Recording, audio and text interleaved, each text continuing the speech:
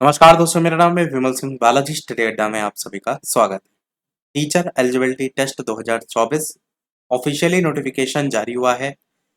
इस नोटिफिकेशन को लेकर के स्टार्टिंग में आपको इस बात को क्लियर होना चाहिए कि ये वैकेंसी का नोटिफिकेशन नहीं है, ये पात्रता परीक्षा है।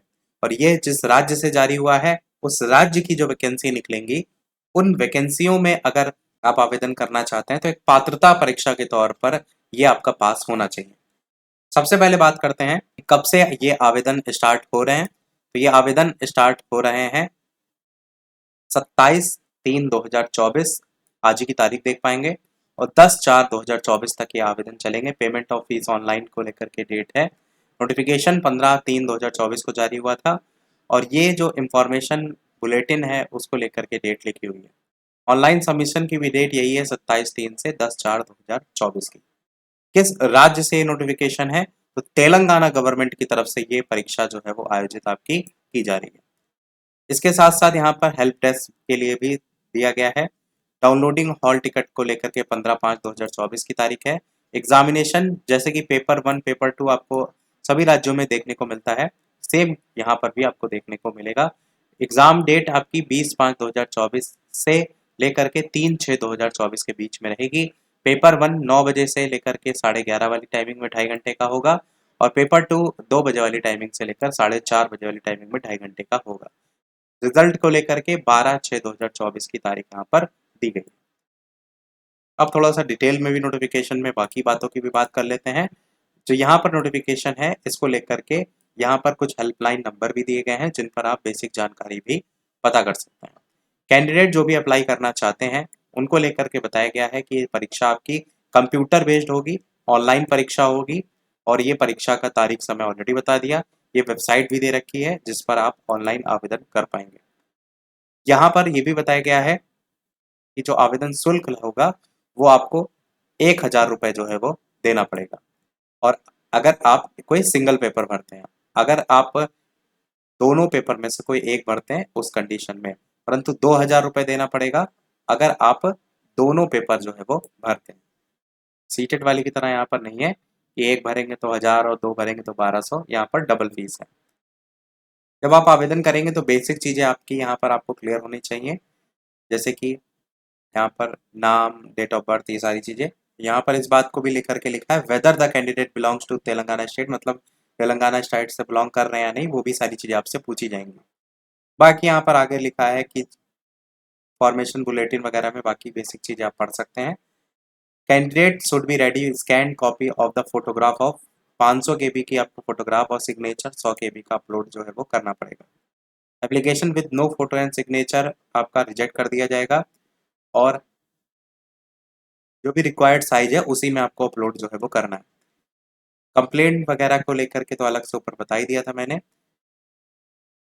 बैकग्राउंड एंड रैशनल को लिखा हुआ है कि जो बेसिक आपका किस से किस लेवल तक के लिए आप आवेदन कर पाएंगे, वो तो मिनिमम क्वालिफिकेशन एनसीटी की मान्यता के अकॉर्डिंग जो होती है वही यहाँ पर बताया गया।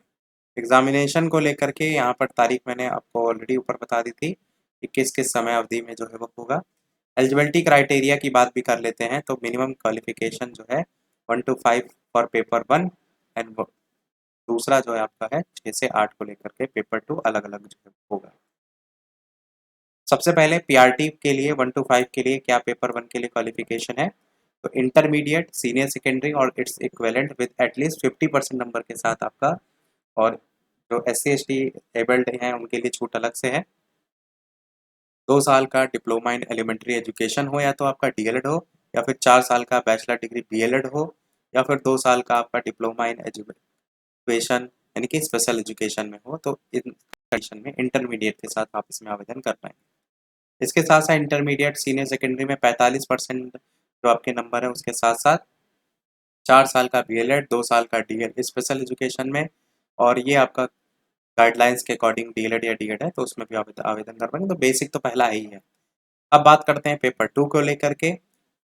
यहाँ पर देखेंगे तो TS टेट करके इसको हर जगह लिखा है, TS टेट करके। तो यहाँ पर पेपर 2 के लिए अगर बात करते हैं तो यहाँ पर आपका ग्रेजुएशन में 50% नंबर के साथ साथ आपका BEd कोर्स जो है वो होना चाहिए। साथ ही साथ ग्रेजुएशन में 50% के साथ साथ आपका बीएड स्पेशल एजुकेशन, ये सारी चीज़ें भी आपके इसमें हैं। 4 साल का बीए एड या बीएससी एड एटलीस्ट आपका 50% नंबर के साथ साथ, ग्रेजुएशन विद लैंग्वेज कंसर्न मतलब जिससे रिलेटेड आवेदन कर रहे हैं, और इसी प्रकार post graduation in language concern उसको लेकर के भी बताएंगे। और लास्ट में बी टेक एटलीस्ट 50% नंबर के साथ, तो वो भी यहाँ पर बताएंगे। नोट ये भी लिखा हुआ है कि candidate who are appearing for the final year of bachelor of education और diploma in elementary education are also eligible, मतलब अगर आप फाइनल ईयर में हैं तो आपको अपेयरिंग में मौका यहाँ पर दिया गया है। बाकी एनसीटी की मान्यता के अकॉर्डिंग होना चाहिए आपका बीएड स्पेशल एजुकेशन, या सभी की बात यहाँ पर की गई। स्ट्रक्चर एंड कंटेंट की बात की गई है तो क्वेश्चन जो आपके आएंगे ना, मल्टीपल चॉइस क्वेश्चन आपको देखने को मिलेंगे, और नेगेटिव मार्किंग आपकी जो है वो नहीं है। यहाँ पर नीचे दिया भी गया है कि ये टोटल 150 नंबर का पेपर 1 देखेंगे, तो 150 2 घंटा 30 मिनट 2.5 घंटे का paper, CDP language 1 language 2 English mathematics EVS 30 इस तरीके 150 और 150 नंबर का। इसी प्रकार आपका यहाँ पर डिटेल में भी बताया गया है। अच्छा, लैंग्वेज भी आपको सेलेक्ट करनी पड़ेगी, उसको लेकर के भी बताया गया है पेपर 1 के लिए कौन कौन सी। The following language are offered under first language in school under state syllabus, इसमें तेलुगु, उर्दू, हिंदी, बंगाली, कन्नड़, मराठी, तमिल, गुजराती, ये सब आपको फर्स्ट लैंग्वेज के तौर पर ऑप्शन देखने को जो है वो मिलेंगे।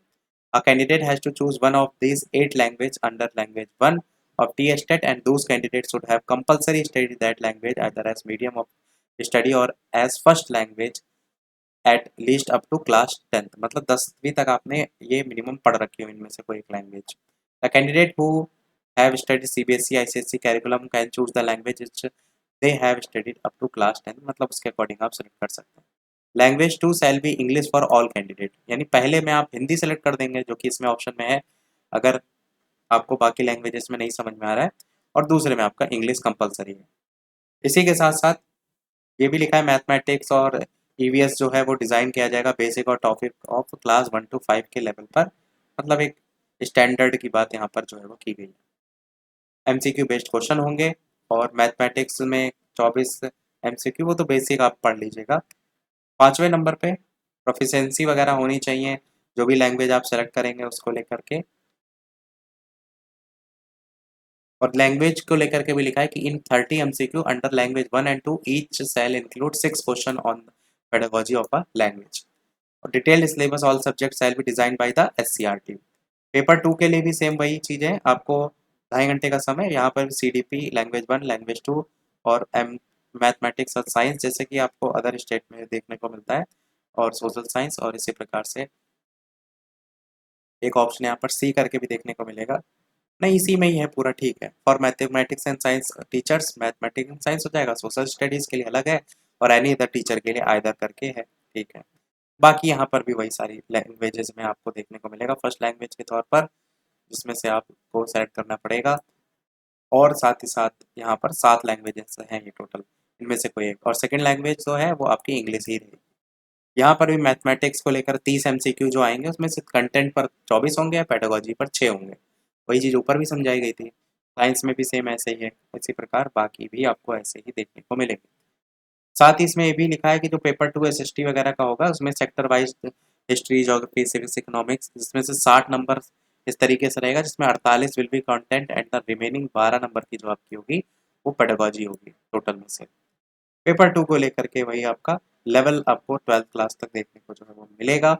बाकी मीडियम जो क्वेश्चन पेपर होगा उसको लेकर के भी लिखा है, the question paper shall be bilingual English followed by the language 1 chosen by the candidate for all language except Sanskrit. For the candidate choosing Sanskrit, the question shall be in Telugu followed by the Sanskrit Devanagari script.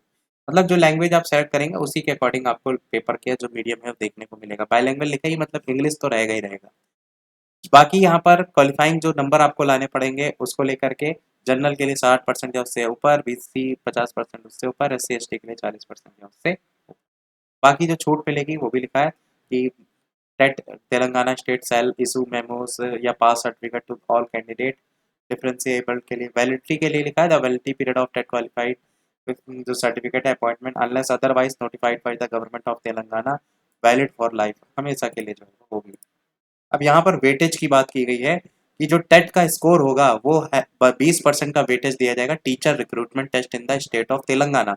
However, कहने का मतलब समझ रहे हैं कि राज्य में अगर शिक्षक भर्ती आती है तो वहां पर टीटी स्कोर का 20% का वेटेज दिया जाएगा। और अगर यहाँ पर नेक्स्ट लाइन को देखेंगे तो इन्होंने ये लिख रखा है कि केवल टीटी उत्तीर्ण करने से किसी भी व्यक्ति को रोजगार का मतलब अधिकार नहीं मिल जाए, क्योंकि ये नियुक्ति के लिए केवल एक पात्रता है ना, इसलिए एग्जामिनेशन सेंटर को लेकर के तो भाई तेलंगाना में ही बनाया जाएगा, 11 डिस्ट्रिक्ट ऑफ स्टेट में आपका सेंटर बनाया जाएगा। Mode of submission of application को लेकर के ऑफिशियल वेबसाइट मैंने बता दी। हॉल टिकट वगैरह जारी होगा। एग्जाम फीस मैंने आपको 1000 2000 बता दी। प्रोसीजर ऑनलाइन एप्लीकेशन के लिए ऑफिशियल वेबसाइट है, इसी पर जा करके आप सारी चीजें जो है वो आवेदन कर पाएंगे।